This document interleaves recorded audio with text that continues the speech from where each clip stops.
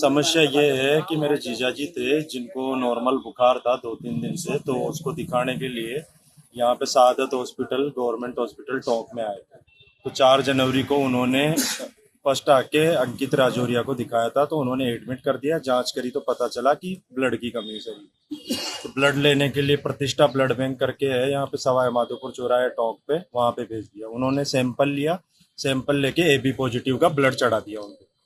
चढ़ा के वो घर चले गए। घर चल जाने के बाद में उनके वहाँ बहुत भयंकर छटपटाहट हुई सारी रात, और उनके बाएं से का पैर और हाथ दोनों में हल्की हल्की पैरालाइज की समस्या उस टाइम होगी। तो वापस दिखाने आए तो 9 जनवरी को राजीव यादव दूसरे डॉक्टर को उनके घर पे दिखाया।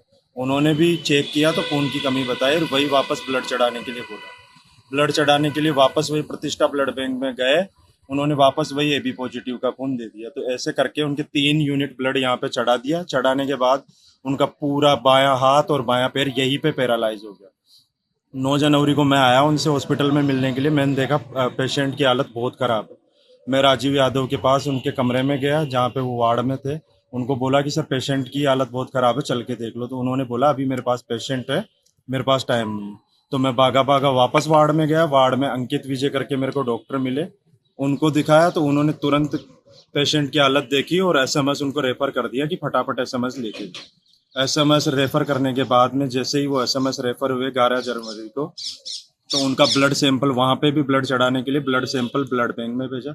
ब्लड बैंक में भेजने के बाद वहाँ पे पता चला कि उनके खून मिसमैच आ रहा है, AB पॉजिटिव O पॉजिटिव दोनों आ रहे हैं। तो 2 दिन उन्होंने जांच करने के बाद में वहाँ के ब्लड के एडवांस लेबोरेटरी में सैंपल भेजा।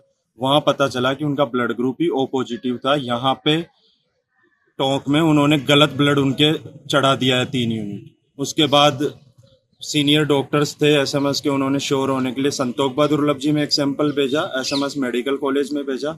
वहाँ पे भी उनका ब्लड ग्रुप O पॉजिटिव आया। तो 6 दिन वहाँ पे उनका इलाज और जांचें चली। पूरी कोशिश उन्होंने SMS में की बट वो नहीं बच पाए। तो ये गलत ब्लड चढ़ने की वजह से 18 जनवरी को उनकी मृत्यु हो गई। उसके बाद में मैंने यहाँ आके कोतवाली थाने टोंक में FIR के लिए रिपोर्ट दर्ज कराई। आज 8-10 दिन हो गए हैं, अभी तक FIR नहीं हुई है। तो बाकी मैं यहाँ SP साहब के पास टोंक आया हूँ उनको परिवार की जानकारी देने। क्या मांग करते हो आप लोग? मांग तो यही है सर, जो भी दोषी है उसकी जांच हो और FIR दर्ज हो मेरी। किन किन लोगों के खिलाफ कार्रवाई की मांग है? ये कार्रवाई की मांग सर प्रतिष्ठा ब्लड बैंक टोंक और जो भी डॉक्टरों की लापरवाही है, राजीव यादव और अंकित राजू। श्री हनुमान जाट जो कि मृतक हंसराज के साले हैं, उन्होंने हमें एक लिखित में शिकायत दी है कि उनके साले को जो ब्लड लगाने की वजह से उसकी डेथ हुई है। उसमें सच्चाई बात यह है, जो जहाँ उन्होंने हमें शिकायत दी थी उसके लिए मैंने एक उच्च स्तरीय बोर्ड का गठन कर दिया है, जिसकी एक दिन में रिपोर्ट आ जाएगी। उसके बाद ये तथ्यात्मक रिपोर्ट बता पाएंगे।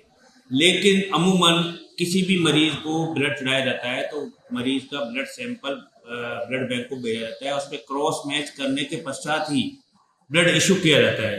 क्योंकि उस मरीज को 3 ब्लड लगे हैं हमारे सादत अस्पताल में, तीनों बार ही उसने ब्लड सरकारी ब्लड बैंक से नहीं लेके बाहर से लेके आया है। तो कहीं ना कहीं चूक उसके क्रॉस मैच में रही हो सकती है कि उसका ब्लड ग्रुप क्या है और क्या उसको ब्लड दिया गया है। अस्पताल में ब्लड लेके आ गया अटेंडेंट, तो हमें चढ़ाने का काम है, वो चढ़ाना पड़ेगा। लेकिन उसकी जांच ये करवाई जाए कि भाई उसका क्रॉस मैच हुआ है कि नहीं हुआ है, ये DI साहब के स्तर से होना संभव है। लेकिन जिस तरीके वहाँ भी कंफ्यूज रहा है, जैसा कि उन्होंने लिखित में दिया है कि एक बार अब SMS में भी उसका AB पॉजिटिव आया, दूसरी बार O पॉजिटिव आया। फिर उन्होंने हाई टेस्ट कराने के लिए संतोखा दुर्लभ जी में ब्लड बैंक को भेजा था, फिर SMS में गया। उसके बाद वो कंफ्यूज बिठा है। तो कहीं ना कहीं कुछ न कुछ गफलत तो है इसमें। तो लापरवाही डॉक्टर्स की है या फिर जो ब्लड बैंक है उनकी मानते हैं आप? डॉक्टर्स की तो क्या लापरवाही होगी। ब्लड को जब कोई एनीमिया का पेशेंट है जिसको खून कम है, उसको खून चढ़ाने की राय देगा डॉक्टर्स, तो जो ट्रीटिंग फिजिशियन है। उसके बाद उसका सैंपल निकाल के पर्सनली इसको डिस्पैच करके हम ब्लड बैंक को भेजते हैं। ब्लड बैंक की जिम्मेदारी बनती है उसको क्रॉस मैच करने के बाद ही ब्लड इशू किया जाए। ब्लड आने के बाद हमारा स्टाफ डॉक्टर्स को ब्लड चढ़ाया जाए। तो क्या बैंक के ब्लड बैंक की तरफ से लापरवाही मानते हैं या प्रथम दृष्टया इधर आपके सिस्टम से भी कोई लापरवाही, कोई चूक हुई है कि ब्लड चढ़ाते समय उसकी निगरानी करनी चाहिए थी, जांचना भी प्राथमिकता बनता है कि देखा जाए, उसको परखा जाए? देखो, अस्पताल लेवल पे तो मैं कहीं नहीं मानता कि इसमें कहीं कोई कमी है कि ब्लड चढ़ाया उस टाइम पे उनको ज्यादा कोई दिक्कत नहीं हुई, धीरे धीरे डिले हाइपर सेंसिटिविटी थी, इसका हाथों हाथ मालूम नहीं चलता है। लेकिन एक ब्लड चढ़ाए, 2 ब्लड, 3 ब्लड चढ़ाए, इसका मतलब कहीं ना कहीं तो गड़बड़ है। तो ये ब्लड के वो जो सैंपल हैं उनको दोबारा चेक कराया जाए और इसको लिए डीआई साहब अधिकृत है।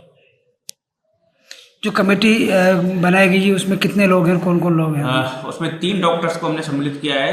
Doctor Rajesh Chaudhary medical jurist हैं, doctor Ramesh Prasad senior specialist medicine से हैं और पैथोलॉजिस्ट डॉक्टर वसीम अकरम अंसारी जी हैं। उनको हमने इसके लिए जिम्मेदारी दी है, 1-2 दिन में रिपोर्ट देंगे, 3 दिन का हमने समय दिया है। रिपोर्ट आने के बाद किस तरह की कार्रवाई? हाँ, रिपोर्ट आने के बाद ही हमको अगर किसी के खिलाफ कोई कार्रवाई करनी होगी या जिसकी गलती होगी उसको निश्चित रूप से हम कार्रवाई करेंगे नियमानुसार।